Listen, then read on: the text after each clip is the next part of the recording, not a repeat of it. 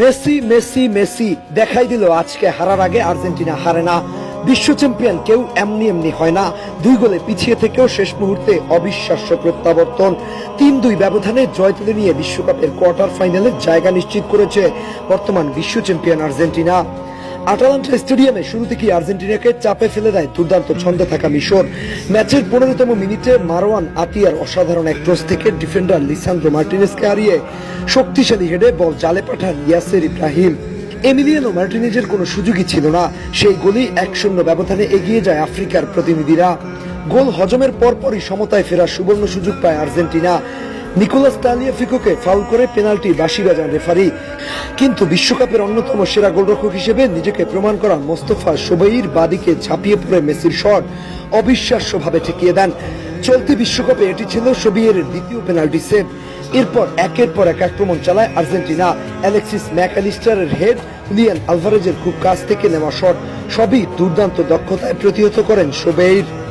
ফলে 2010 বিশ্বকাপে জার্মানির বিপক্ষে কোয়ার্টার ফাইনালের পর এই প্রথম বিশ্বকাপের কোনো ম্যাচে বিরোধীদের পিছিয়ে পড়ে মাঠ ছাড়তে হয় আর্জেন্টিনাকে। দ্বিতীয়ার্ধ মিশরের আক্রমণে ধার কমেনি।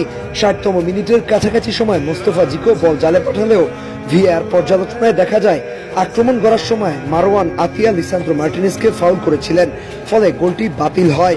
তবে সেই হতাশা বেশিক্ষণ স্থায়ী হয়নি। 67তম মিনিটে মোহাম্মদ সালাহর নেতৃত্বে দ্রুতগতির এক পাল্টা আক্রমণ থেকে বল পৌঁছে যায় হাইমেস হাসানের কাছে।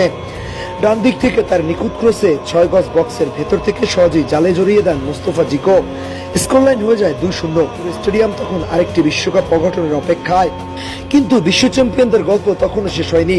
79তম মিনিটে ডান দিক থেকে লিওনেল মেসির মাপা ক্রসে উঁচুতে উঠে দুর্দান্ত হেডে ব্যবধান কমান ক্রিশ্চিয়ান রোমেরো।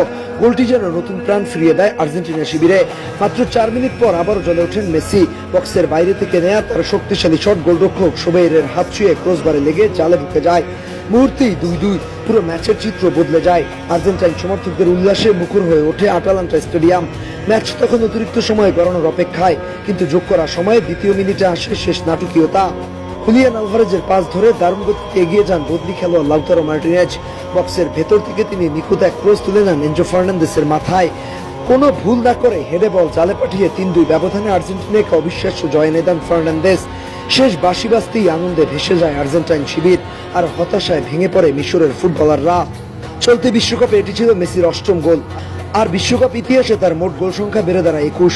একই সঙ্গে টানা 9টি বিশ্বকাপ ম্যাচে গোল করার অসাধারণ ধারা অব্যাহত রাখেন 8 বারের ভ্যালেন্টিয়র জয়ী এই কিংবদন্তি।